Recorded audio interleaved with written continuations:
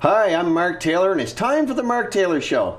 This week's guest is my daughter, Vanessa Taylor, who's going to be on here talking about the challenges of a woman getting involved in the trades and also traveling out west to find work. And welcome to the show, Vanessa. Thank you for having me. I guess we'll go back a few years to when you were in school.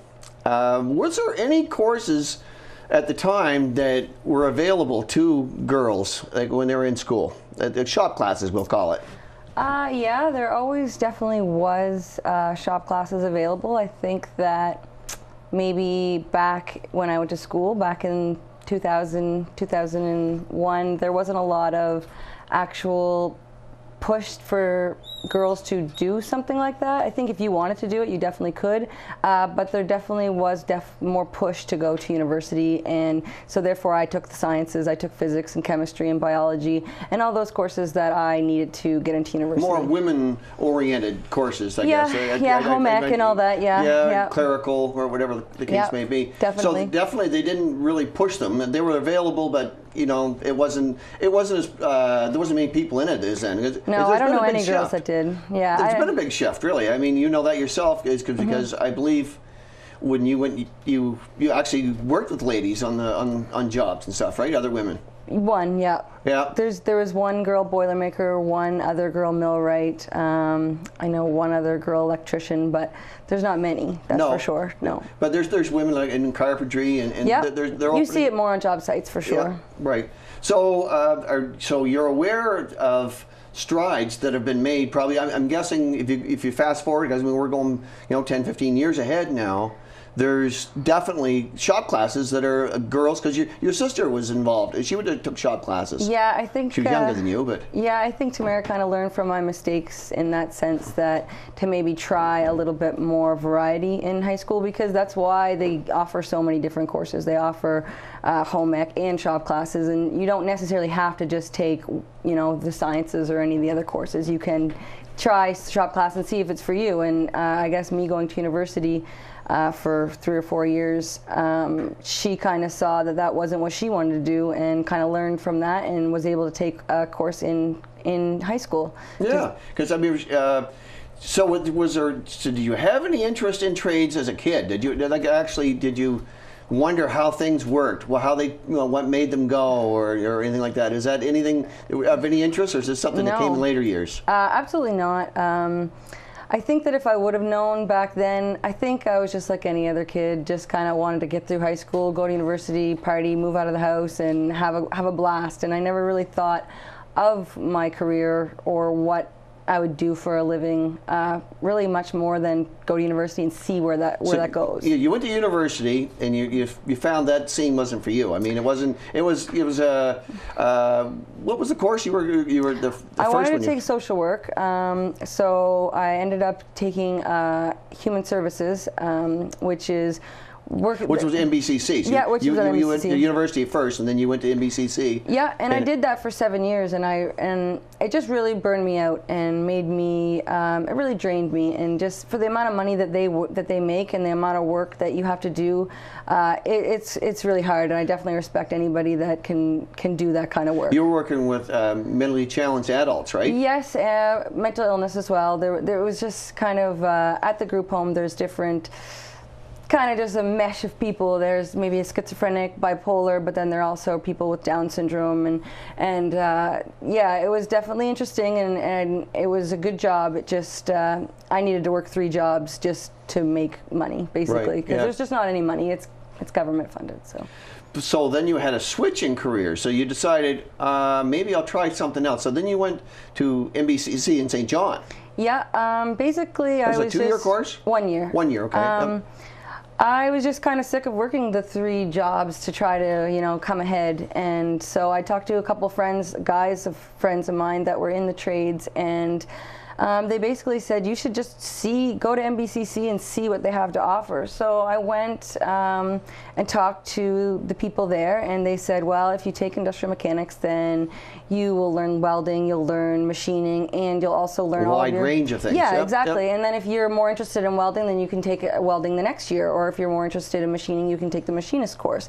So right from there, I I learned everything basically to become an industrial mechanic, and for your first year anyway, and I joined the union right then. Okay. After my first year. Was there other women in the course? Yeah, there was one other girl, Katrina, and she's still working in it now as well. So she went right through the course with you? Yep, we did the course together. Did she join the union at the same the next year. Okay. She joined the next year, and she went back and actually took machinist. Okay. And when you do that, you don't need to take the full year. She didn't have to take machinist for the full year. She was able to go part-time. Okay. And just get a lot of her credits kind of transferred through, and she did machining, and she really liked that too.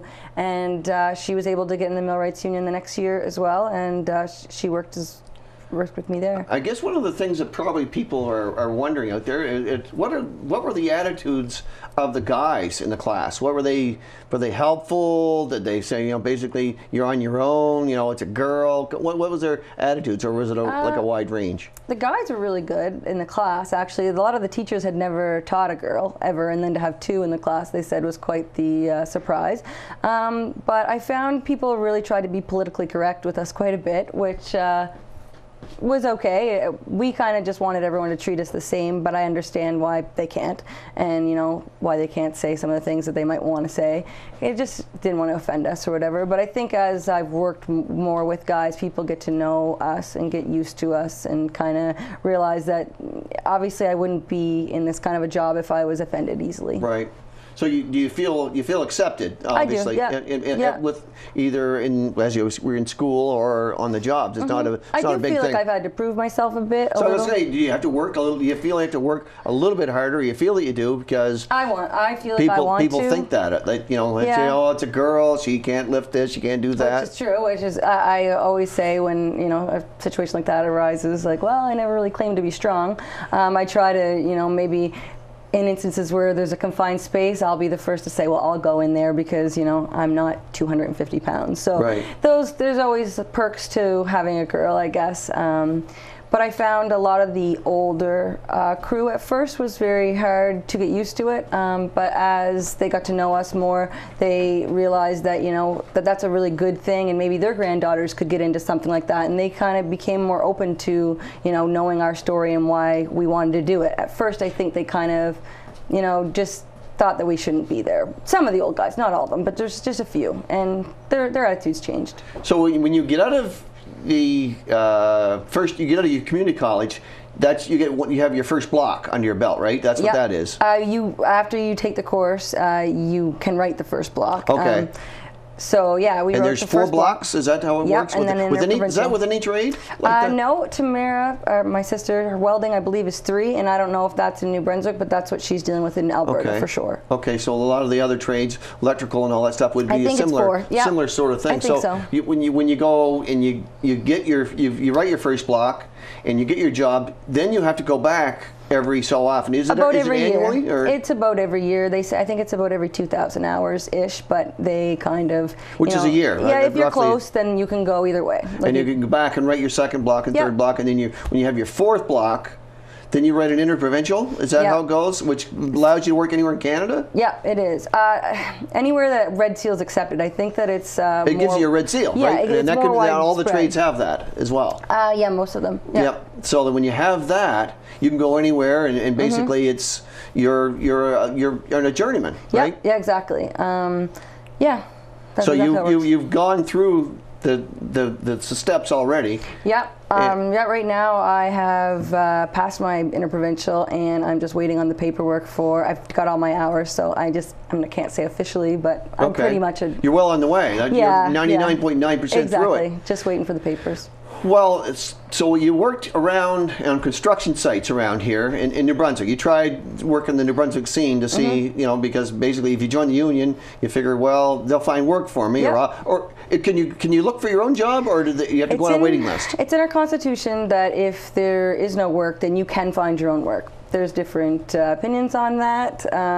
With me, I went from October till May with no work, and I had to eventually just find my own work in Alberta. Right. So that's why I went. But so there was not really any big projects, and that's what kind of drives it. Is there because right now, if you hung around here, you'd have the odd shutdown at a refinery, at a pulp mill, or something like that, and that would be just for That's it for now. a month or two at the most, right? I was lucky enough to get on to Point La Pro when the refurbishment was going on, so I got a lot of my hours at the first, like I think it was like 2,900 hours in a year, basically there. So that really helped me out. Where Katrina, where she got in the next year, it's taking her a little bit longer to get her hours because there is only small shutdowns now, basically.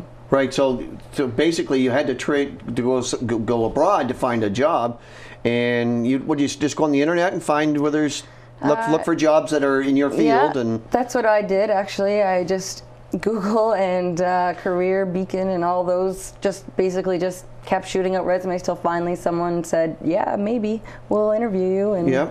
And basically the way it works, and from what I'm trying to gather, that. And just to give people an idea of what the difference in the money or the wage, because I'm not going to ask you how much you made or anything like that, but certainly when you could make more money as an apprentice working out there than a journeyman could here. Is that an accurate statement? Yeah.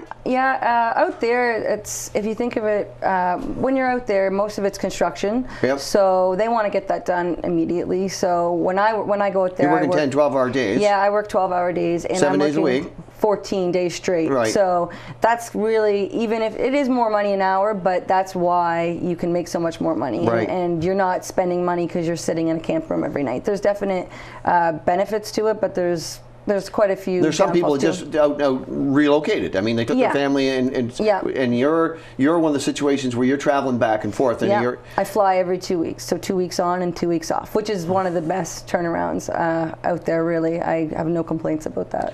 And when you're out there, obviously, one of the draws is the money, and then there's the opportunities. Do you get a wide range of jobs, or do you have pretty well? They give you a variety of things to do? Yep, but I find too is the contacts that you make while you're out there. So I mean, I'm from my first job to now, I've pretty much always gotten my next job by knowing somebody that I worked with before and said, oh, I want this job and I need this many people. Oh, Vanessa, she's probably home. I'll give her a call. She was a good worker, or whatever it may be. So I find that if you can get out there, that's kind of how you keep going in a way. Just to give the audience a bit of an idea, how much work would you miss out on if you would have stayed here? Like, what would be the difference? Obviously, you're working year-round in Alberta. What would you have gotten here? Like, is there any idea? Has there been any calls? You get home and there's phone calls. They're saying, oh, I missed a job for a week, 2 weeks, or whatever? From my friends that I talk to that are still here on the books, I would say probably the very max 2 to 3 months maybe, and that wouldn't be steady, that would be sporadic. And then you'd be on EI the rest of the time. Yeah, exactly, yeah. And then every year it's a cycle that you have to get enough work in order to qualify for EI. If you don't, then basically you're fighting a losing battle trying to get in there. So when you get there, obviously you're working 7 days a week, and you're staying really in a camp. Some jobs that you get, you pay for your own travel. Sometimes you have to pay, or the company will pay for your travel. It depends on the deal you come up with, right? Yeah, exactly. Right now I have a flight allowance, but before I've had full flights, and basically right now a lot of the jobs are either not starting up because of the low oil prices, or they're getting canceled. So I think you'll see probably a lot more people go to the flight allowance and not full flights, at least to the east, because with people being laid off, they'll be able to get people closer, I think, than having to bring them from out west, or out east, sorry. When you go out there, do you run into a lot of people from here? Yeah. Actually, not necessarily from your area, but I mean, I imagine you run into some people that you know. Yeah, actually, I find that there's more people from out east than there is from Alberta, because people in Alberta have kind of a lot more places to choose from. They can work in a lot more mills and stuff, like in Calgary. And they probably don't have to work 7 days a week. No, exactly. And not many people from Alberta want to go to Fort McMurray. Unless they live there maybe their whole life. But most people like to stay to Edmonton or Calgary and places like that. The bigger centers. Exactly. And they don't need to, they don't need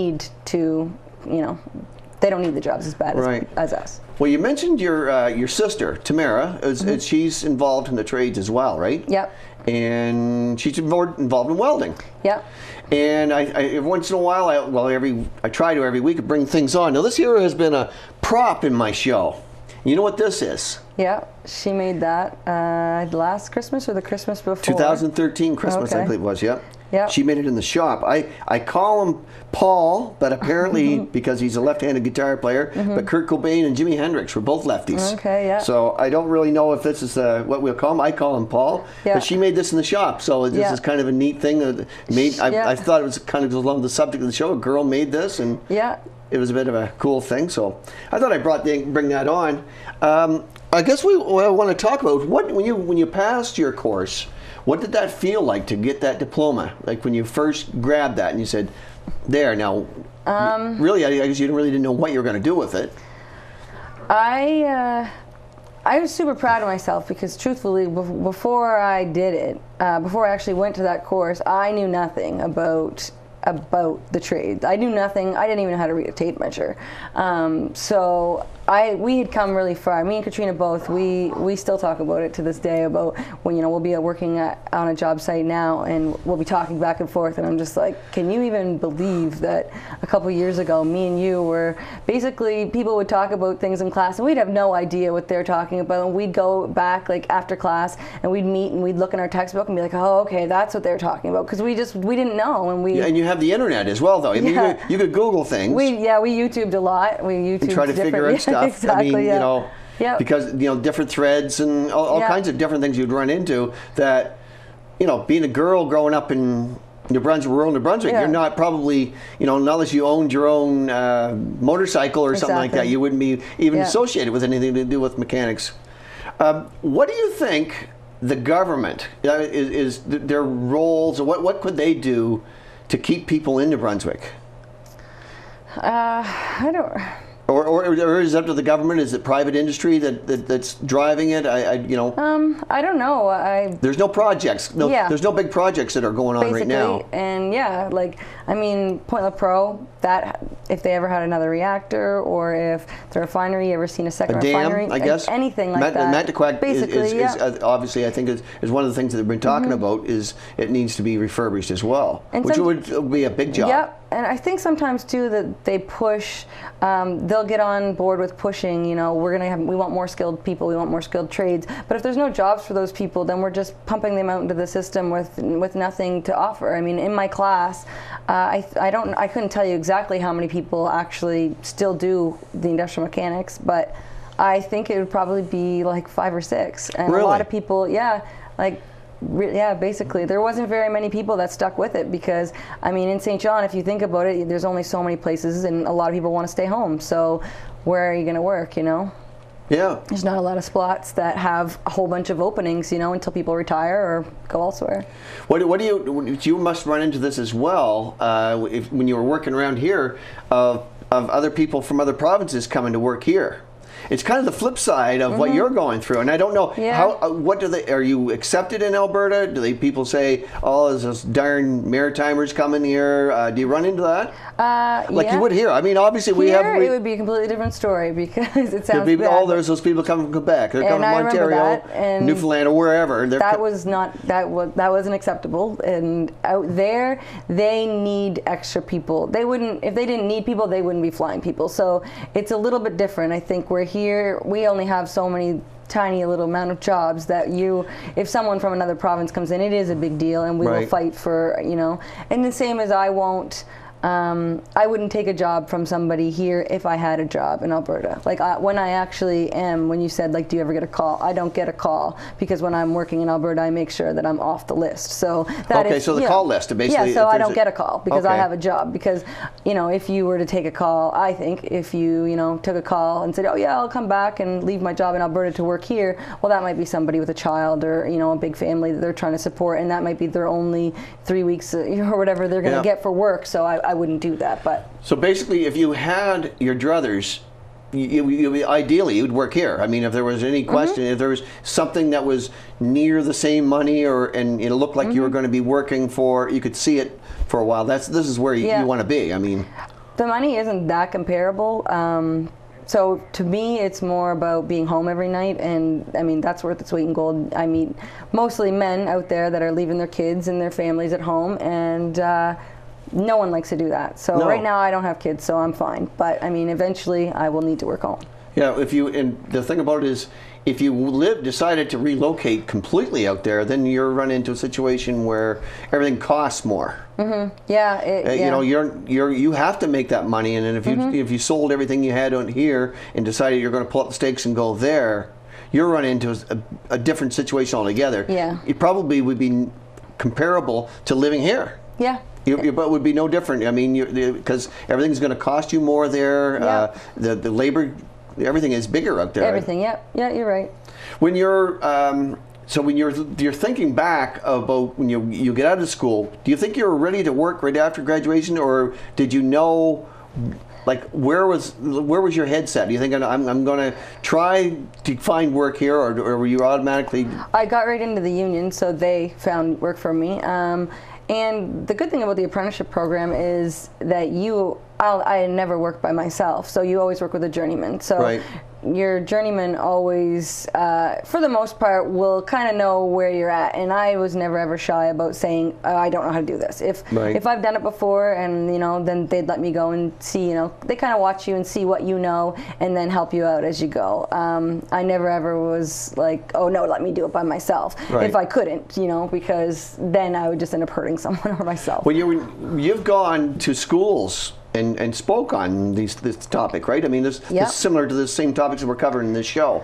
Yeah, there's actually a program, and it's called, what is that program? Is it NBCC alumni? Or no, in Nova Scotia it was called Techsploration, and I'm not sure, I think it was done by the Wage Gap Scholarship in New Brunswick, a woman named Kate McLean, and basically she organized it, and it would go to high schools for grades, I think it was 9 and 10, and this wasn't just geared for just girls. This would have been was geared. Oh, just was geared for girls. girls. And there was like a woman police officer, a woman helicopter driver, pilot, I guess. Okay, so to get women in different jobs. Yeah, and it was all girls, and they kind of just would walk around, and we'd have a booth. Me and Katrina had a booth.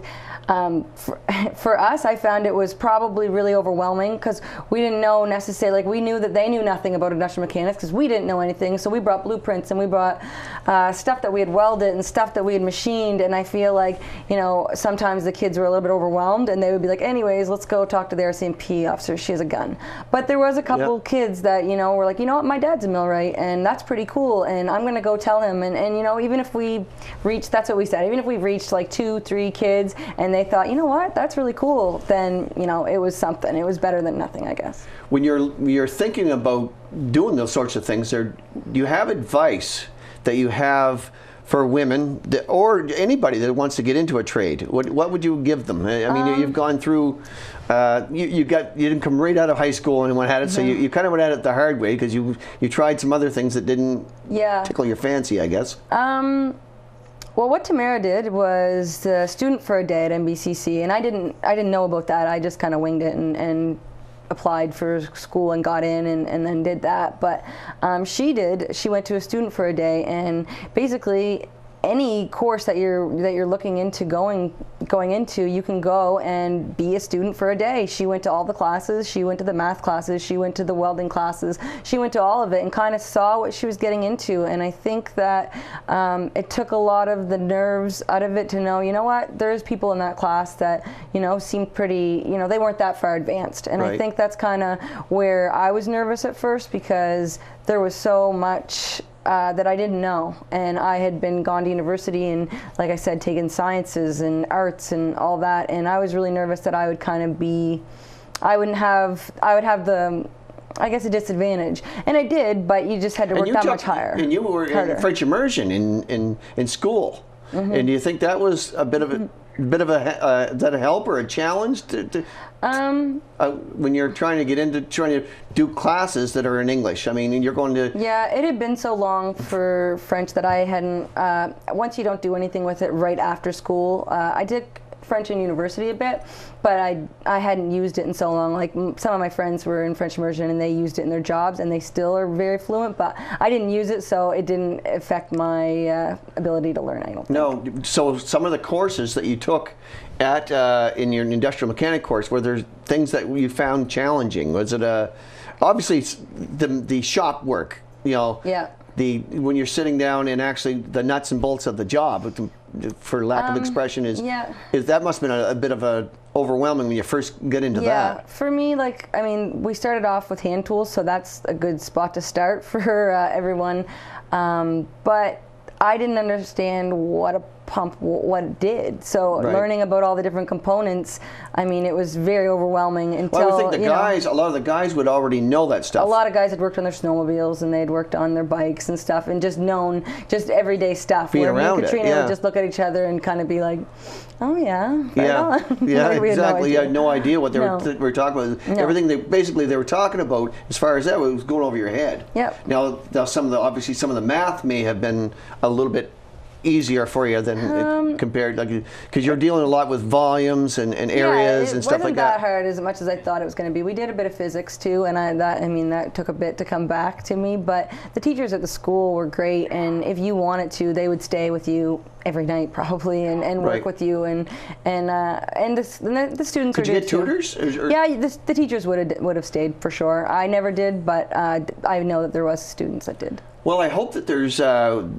both, just women out there that want to get involved in trades, and this will drive them to, or basically just anybody that wants to get involved, because obviously you've paid your dues and you've done well with it, and so you're traveling all around, and that's one of the big things. You get to travel and see some of the country that you normally wouldn't get to see. Yep. I want to thank you for coming on and telling your story, it's been very, I'm sure, informative for people out there. Anyway, this has been another episode of The Mark Taylor Show. Tune in next week. Thank you very much.